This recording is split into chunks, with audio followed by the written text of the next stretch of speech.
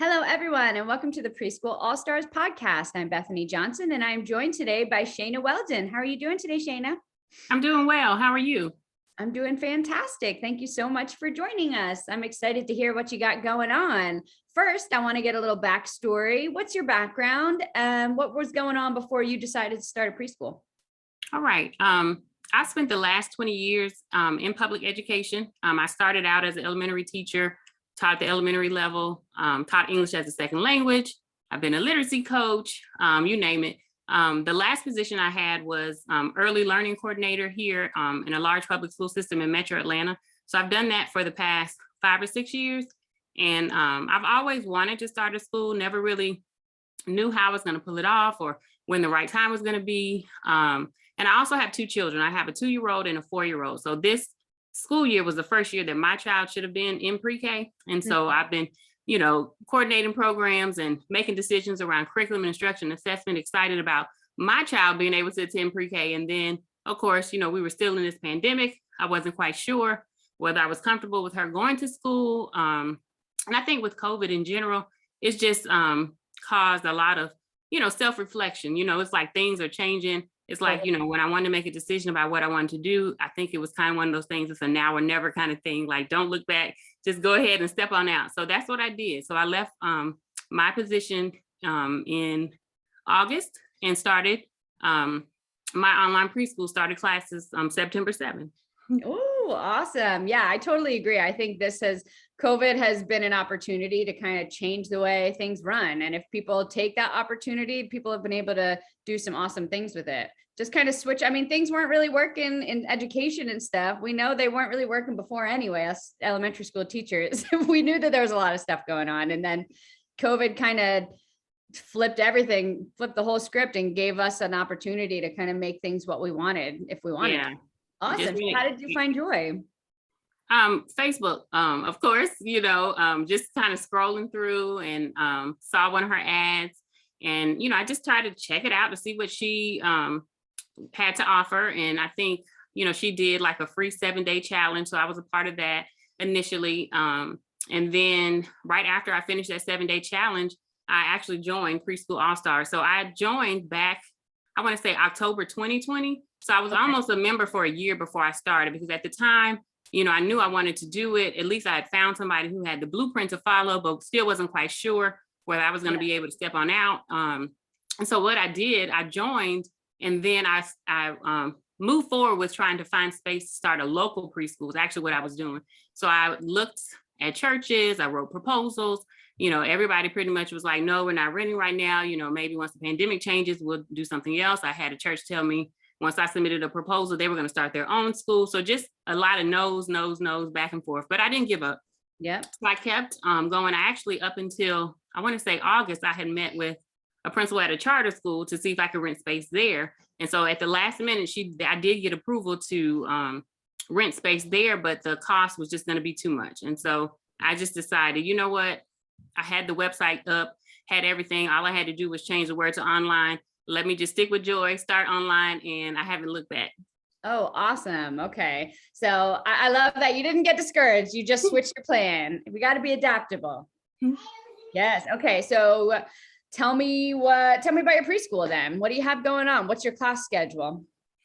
So my preschool is Global Prep Preschool Online. And right now I offer classes 5 days a week. So I give parents the option to sign up for 2-day a week, 3-day a week, or 5-day a week. All of my students right now, except for one, are actually 5-day a week nice. Students. So I offer live 50-minute classes on Zoom.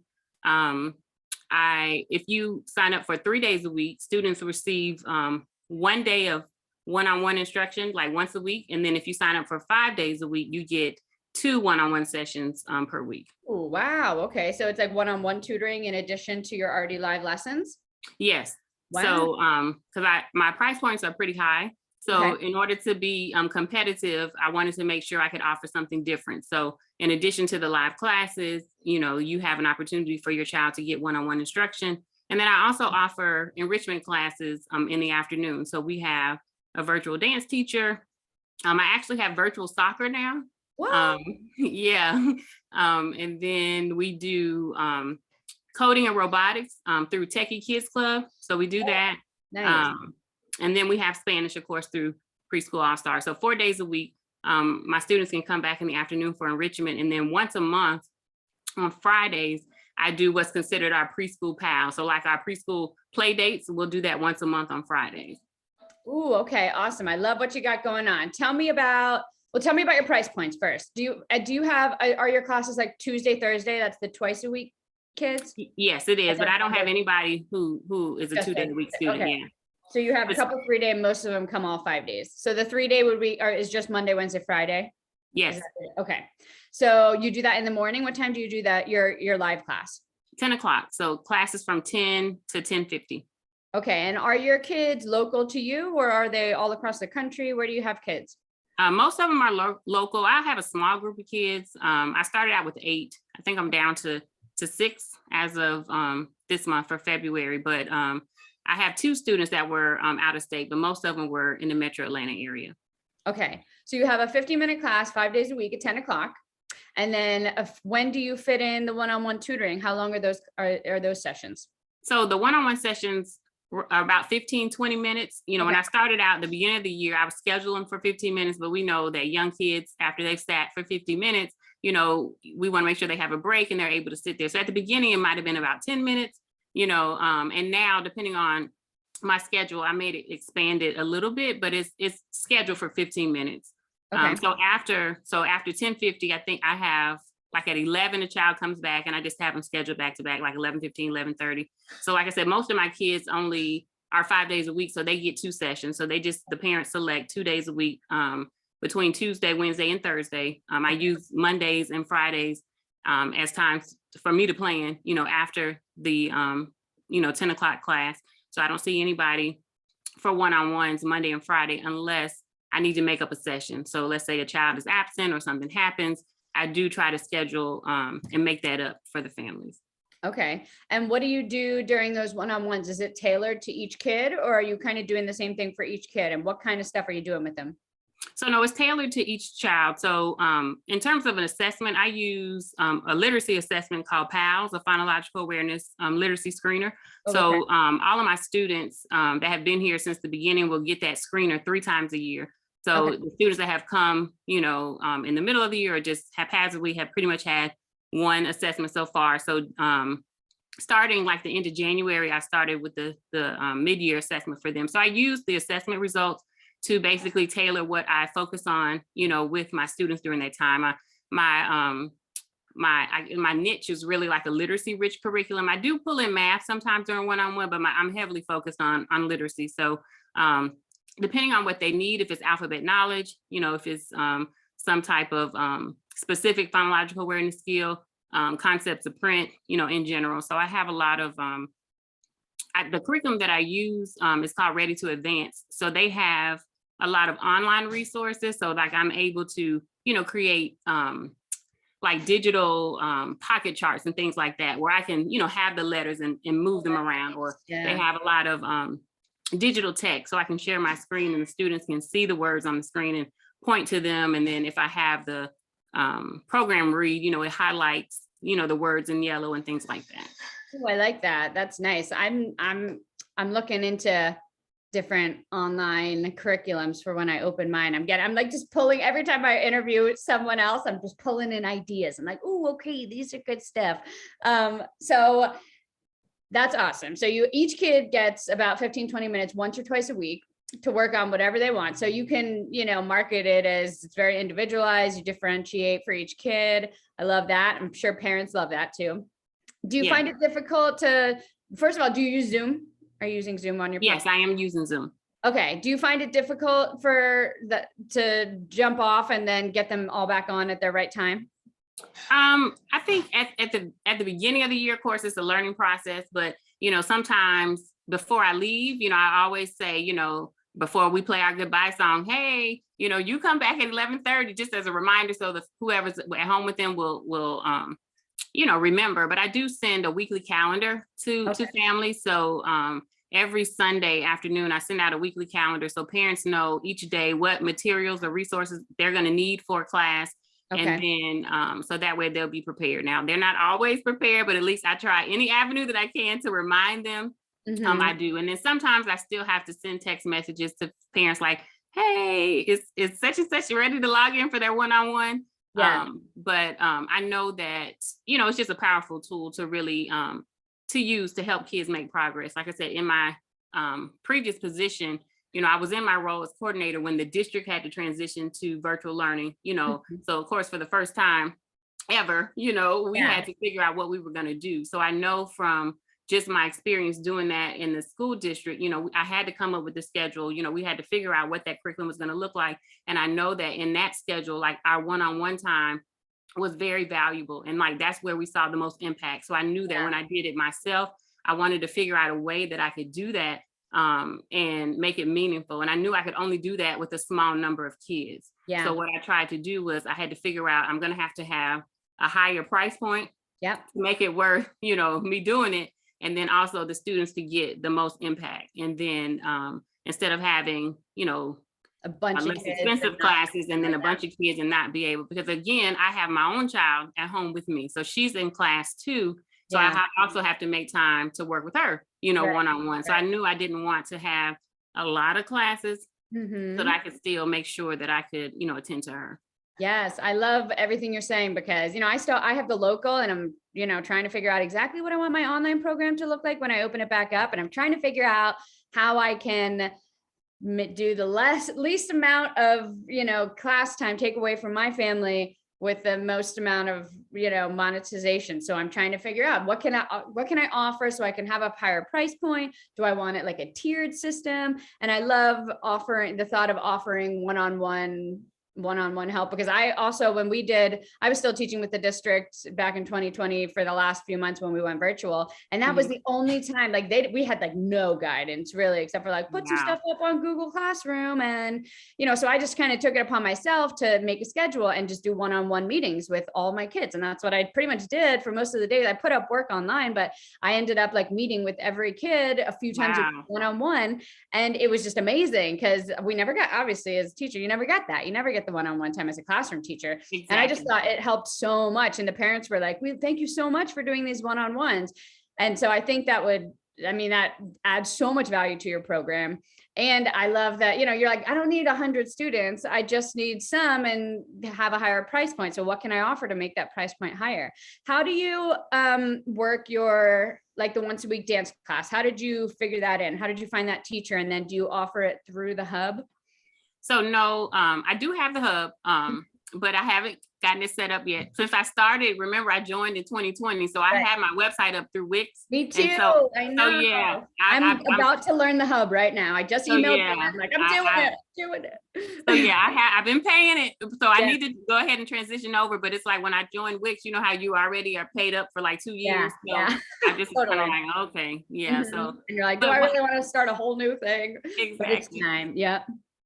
But for the online dance teacher, it was actually a program I signed my own child up for, right? Okay. So I saw somebody advertising like in a Facebook parent group about free dance classes for students, right? So I signed my own child up and just was able to pay like a registration fee, very inexpensive, and the class itself was going to be free. So I think I signed her up for like 2 days a week. It was like a Wednesday afternoon and Saturday. So something just told me, let me just ask them like, hey, would y'all be interested in, working with some more preschoolers? Because they had classes for like toddlers 3 to 5 and then older children.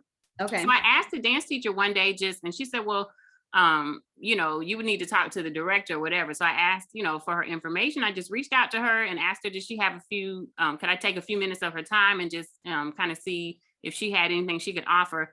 And luckily, she said she was able to do it because apparently what her dance studio received grant funds, right, from the state for to offer virtual dance. And so wow, that's cool. She basically said that, we'll open it up to your kids. So they started a Monday afternoon class at 1:00 for my students. And then my students could join other classes that she offers as well for free. And so she let me, like the enrollment, the registration fee I pay for my child, she let that cover like for my class. So my student, I didn't have to charge them any additional money either. That's really cool. So yeah, it just worked out amazingly. And so is it live? It's a live Yeah. dance class. Yeah, Wow. it's a live teacher that she's on Zoom, they have their own link or whatever. And yeah, they send it out and she does dance every Monday. And then the same thing with soccer. It was so and I didn't even seek this person out. Like I just happened to like follow on social media a soccer coach that was doing soccer like in my community. And so I've just followed them on social media. And then he sent me a message basically saying, I want to work on, I'm in the process of working on a virtual soccer program for kids. I want to do some beta testing. Can I use your students? And I'm like, absolutely. Let me send it out to my families Awesome. to see if they're interested. So that one is not as consistent, as dance is every week. So, of course, because it's just, when he is available. Okay. But, it's still something that, we can offer. And then he comes in, like I said, he's not charging me anything and just comes in and kind of test out his stuff as well. So that's so nice. Yeah, I've been trying to think what else I can offer. I mean, I have a degree in dance, so I can, I've taught dance for 10, 15 years. And so I can do my own dance classes, but I'm trying to think of who I know who I can like team up with. Like, hey, do you want to send in a once a week class for, tap dance or whatever it is, and then add that into my program so I could add more value. So I like that. I mean, the soccer is awesome. I'm just trying to think of all these different things. Like maybe I could do a karate class, and even if they, it's pre-recorded and they send it in and I can offer it to my families, like just trying to think outside the box for what kind of virtual classes I can add to my program to add value, just like you're doing. Yeah, and Techy Kids Club is another one. You do have to pay. It's like $24.99 a month, but it's a pre-recorded class. But what I do, I just every day, Monday through Thursday, like enrichment classes are at 1. So if kids want to come back, they come, and so I just play the video and like in my weekly calendar. I let parents know what enrichment class we're having each day and then what they're going to need. So with Techy Kids Club, they have an attachment that's going to have an overview of the activities, also going to have like a list of materials they're going to need. I provide all materials for our regular 10 o'clock class, but for enrichment classes, I have parents provide their own because that's not always consistent whether they're, going to come and participate or not. Right. And then it also has like a take home activity that families can do at home that, reinforce whatever was taught. So the kids really like it.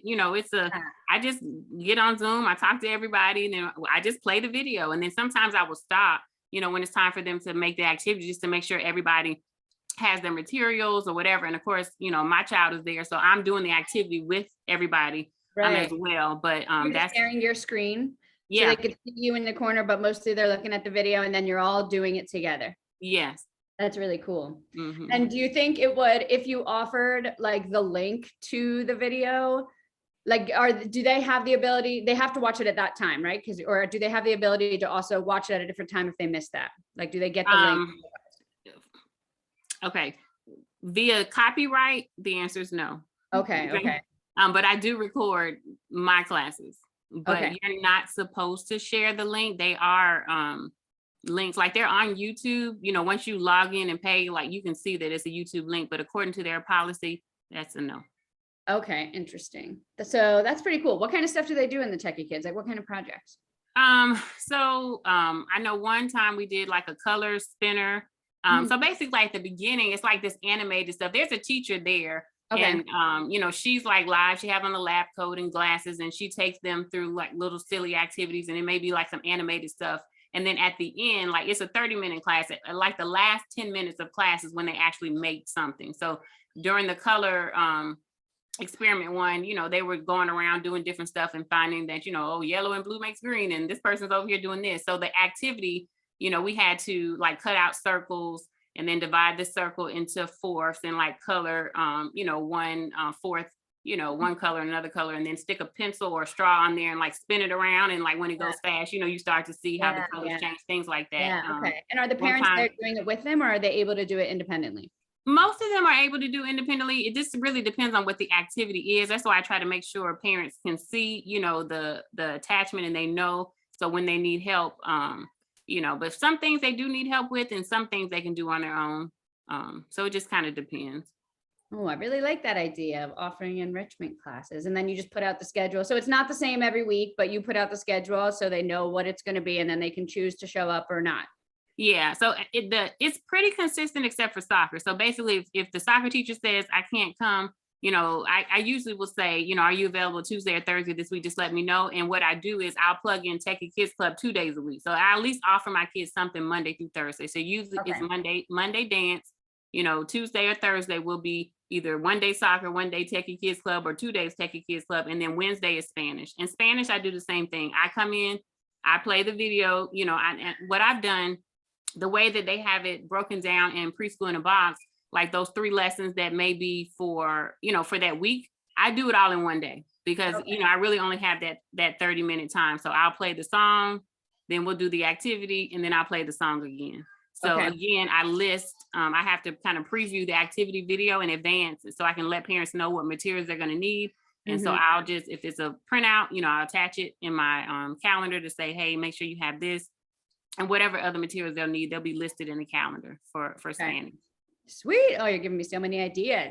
Okay. And do you send out like a welcome kit or a monthly kit of supplies that they need? I do both. So, when they enroll, I do have a welcome kit, just one of the, little What kind of white stuff you put in that? white boxes. I have, a lot of stuff. Let's see, I have crayons, scissors, construction paper, a dry erase board, dry erase markers, the snap cubes, like 20 snap cubes, like 2 different colors, like 10 of each color, Okay. a 5 frame, 10 frame, paint, like the white paper that you can paint on. What else do I have in there? And so they can just pull out their kit. They just bring their kit to the computer every day, and then all the materials. Pretty much like the stuff in the welcome kit are like general supplies that we're going to reuse, over and over. Like there's a dry erase pocket in there, things like that. And so each month I will send them exactly what we're going to need during class. Now we're going to use some of those things that are in that welcome kit, but each month they're going to get different stuff. So each month with Ready to Advance, there is like a monthly calendar. So I have, take home, like at home activities that parents can do each week, so and they're like 2 books that go along with whatever our unit is. And so that's in there. I use the letter pals from Joy's curriculum each week too. So whatever letters I'm using, I have that in there along with the worksheet where they have the letters and they draw the animal. And so each week, whenever we're reviewing or going over or introducing a new letter, on my calendar the day before, I have parents make that letter pal into a puppet. So basically we glue it, like this is the one from last week. So like Ully the unicorn. So they make a puppet, we have a little poem on the back. So they have that to bring to class every week. And then whatever craft we're going to make, those supplies are in there. Yeah. Awesome. So your classes, let's go back to your portion of it. Okay. What does that look like? You do a circle time? Is it like a circle time type thing? Are they unmuted the whole time? And so they're participating, or are they on mute for some of it? It's a combination of both. So, we start out with, almost kind of like a morning meeting or whatever. So we do, of course, our good morning song. We do like a check-in to see how everybody's feeling, whether that's a thumbs up or some type of slide. I use Google Slides. You see like my background, I don't have anything up that I use to teach from. So I'm teaching from the slides.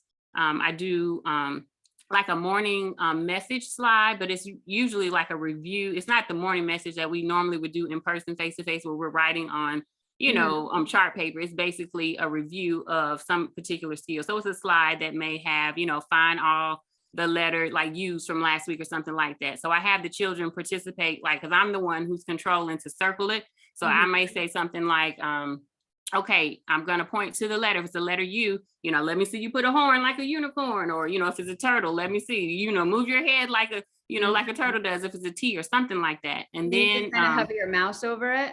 Yeah. So they can see my cursor, on the screen, and then they give me, whatever it is, whatever kind of action they're doing, or thumbs up, thumbs down. And then I'm circling that information on there. And now we're to the point where wherever the instructions are for that morning message, I will leave out a letter, like a beginning letter. So, at this point in the year to say, well, what word should that be? Today is Rye Day. That doesn't sound right. That kind of thing. Yeah. And then we do weather.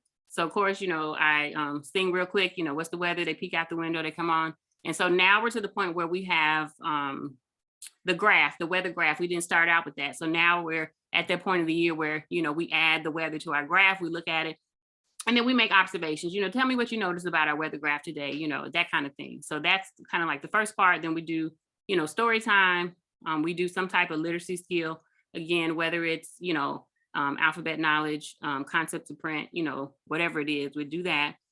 We have music and movement. So then we stop, we take a break and we stretch and move and dance. Of course, I'm playing a video. And then we do some type of math skill, pretty much. And then we have, really like a closing. Let's kind of review what we learned about today. And then we kind of have our goodbye song. And then sometimes that'll vary depending on, when we do our craft, maybe we won't get to math that day or, something like that. So we'll have enough time to make our craft. But for the most part, that's what our 50 minutes looks like. Awesome. Let's talk prices. How much do you charge for all this stuff that you're offering? You're offering a lot. You had a lot of value. So 2 days a week is $197 a month. Okay. 3 days a week is $297, and 5 days a week is $397. Okay. And so, before I decided that I was going to do this, I was looking for options for my own child. And so I did go to a few like sample classes for some of the like high end online preschool programs, and you weren't impressed. Yeah. I wasn't, like nobody's doing one-on-one assessments with kids. Yeah. Nobody's giving one-on-one time with children. Nobody's offering enrichment classes. So I just figured, hey, I'm going to put it out there. If it doesn't work, I can always adjust. Now, when I did my founding family script, I did offer 50% off tuition for the year. All right. So I didn't start out, with those prices firm. But once I got my first maybe 3 students, because when I initially started, it was only 1 student who was enrolled and my daughter. Right. So when I started on September 7th, it was just 2 kids. Yeah. But like I said, we kind of grew quickly. And then like once I got the first maybe 3 or 4 kids, then I kind of cut it off and went to regular prices. And hey, they got on board and How did you get, so once you did your founding family, did you get most of your families from that script, or you said you got 1 family from that script? Yeah, just 1. Okay. And then what did you do to get your other families? Really, it's been word of mouth. Like I've paid for Facebook ads. I got 1 child off of an Instagram ad, but she didn't stay long. Like she, ironically, all of my kids ended up being like pre-K age. So like kids who are going to go to kindergarten next year. So I had 1 child that came that was a 3-year-old. And, she just stayed for a couple of weeks, and then some things happened with her mom's work schedule. But then like when she left, like it's always when somebody leaves, it's almost like I get 2 more like in their place. So when she left, it's really just been word of mouth, to be honest, because the children that came after, somebody told somebody who told somebody, but I got lots of shares on my founding family script. I mean, probably over 100 shares, but like I said, I only got 1 person who actually signed up. But I think just from them sharing that, it still got it out there. So people were still talking, even if they didn't sign up. So, I'm still looking, since I lost 2 kids. I consider 8 as a full class. So I am looking to fill those 2 spots. Yeah. So if once you're capping your classes at 8. So if you got more, would you start another class? I would, if I got at least 3 children for a second class, I would start a second one. The only thing that I would probably have to figure out is their one-on-one time. I think if I did that, I definitely could start earlier. Like I could have a 9 o'clock class, but I probably would have to hire somebody to do one-on-one for that earlier class, or either hire somebody to teach and do one-on-ones for that second class. Awesome. So how would you say that your life is different from a year ago before you started all this? Completely different. I mean, you know how it is working in public education. It's very stressful. That's the only life that I knew. I knew I wanted to do something different, but I just wasn't quite sure how I was going to pull it off. So, I left a hefty paycheck behind, but I can say that I don't regret it. I think it's been the best decision for me and for my child, this year. You just can't take that away. The amount of time that I've been able to spend with her this year, you can't put a price tag on it. And so, my stress level is completely different. You can't put a a paycheck, or On your or a health, price mental on your health. Yeah. on your own Yeah. health. So I don't regret it, but completely different. I mean, working 10-hour days to now, hey, I'm teaching an hour, okay, on most days, and then with my one-on-ones, I mean, at the latest, I may be working from 10 with my enrichment classes, 10 to 1:30, a day. You just can't beat it. You just can't. Yeah. I can't. I don't regret the decision at all. But my life has completely changed, and so I'm just hoping to continue to expand, and get bigger and better. Yeah. Awesome. What would be your 5-year plan for what you have going on right now? What do you think? 5 years. Hopefully in 5 years, like I do want to expand to continue with a local program. Okay. And then hopefully, by 5 years, we're rocking and rolling with, multiple locations, and, maybe even, expanding to half day kindergarten, and so forth. But Would hopefully, you think of expanding your online program to kindergarten or offer other grades? I've thought about it. I had a couple of parents who have asked me, am I going to teach kindergarten next year? But I just don't know, because I just know that they're going to have to stay on a lot longer than 50 minutes, like to cover kindergarten curriculum, in my opinion, because I try to What sell if it it was as an like, enrichment, like a homeschool enrichment thing? so yeah, I've got to figure that out, because like I said, my own child will be in kindergarten next year. So just trying to figure out, I knew that I'm like, I don't know how I would pull that off. Like Yeah. if I stick with the way that I'm doing my classes now, and then, have one-on-ones, and then if I'm at kindergarten, then we stay, let's say, at least 2 hours, like that's just a lot. So I haven't figured it out yet. I've thought about it. Yeah. I need to figure that out soon, because like I said, I have people asking, but I would love to just stick with, preschool. And like I said, just expand and figure out a way that I could, hire some people to help with Totally. that. And then potentially, I would love to expand to offer local preschool next school year. Okay. That way I could do online and local too, and then hire, either way, whether it's somebody for local and somebody for or online. Like I Yeah. said, my youngest will be 3 in May, so she'll be with me in some capacity next year in terms of school. Yeah. So just trying to figure all of that out. Yeah. That's awesome. You got big plans then. How would you say that the Preschool All-Stars helped you along this journey? I would say Preschool All Stars is just the community itself has just been, a blessing in general. If you have a question about something, somebody's going to answer it. If they don't answer, right away, you can still find somebody eventually who's going to reach out, or, give you an idea or suggestion. Even when I was back in the early stages, like trying to find churches, I was trying to figure out, okay, I need a proposal. What should I include in the proposal? I put a question out there, I got lots of answers, like make sure, you include this, or just whatever kind of support you need is there. And, whether it's somebody in the group, and then all the other sessions that they offer, for assistance, whether it's, Tech Tuesday, the Zoom rooms, and all of those things. I just think it's a lot of support that you're just not going to get anywhere else. And I said, with the blueprint that Joy has laid out, she has a proven system. So it's like, I want to stay connected to the source, Yeah, absolutely. Absolutely. I know every time I deviate from it, I always regret it. I'm always like, darn it, I should have just stuck with your thing. Totally. And then I track back and have to redo it. Like, oh, I'm learning my lesson now. And what would you say to any woman who is thinking about doing this, but not really sure if they have what it takes, or if they have the knowledge, or if it'll work for them? What would you say to encourage them?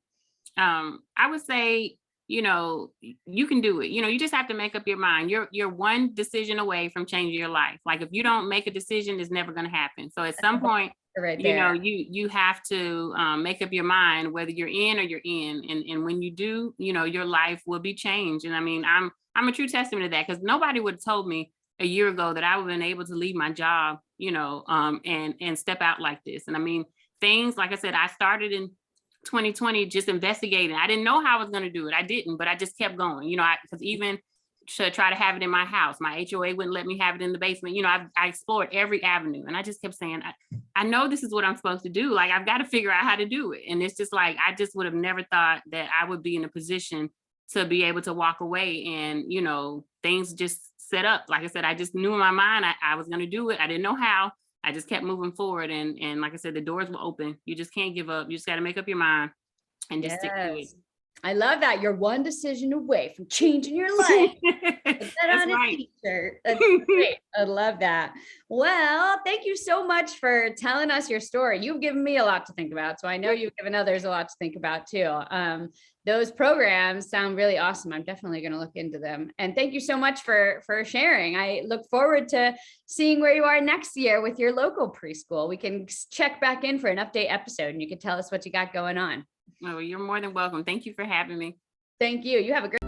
If you love today's episode, then you are going to love this. I want to give you a free gift in your hands. This is a copy of my book, Start Your Preschool, and I want to get it to you for free. Yes, I said for free. It is a 300-page book. It'll help you learn the step-by-step process to actually starting your local or your online preschool. Every single step that I walked myself through, as well as the thousands of women who've created their own successful preschools, have gone through the exact steps listed in this book. Not to mention, I also share 20 amazing women's stories. So you can see how not only did it work for me, but it works for amazing women just like you as well. I want to get you this free copy. Just go to freepreschoolbook.com or click the link in the description and we'll get it to you today. Again, just go to freepreschoolbook.com and we'll get it right to you.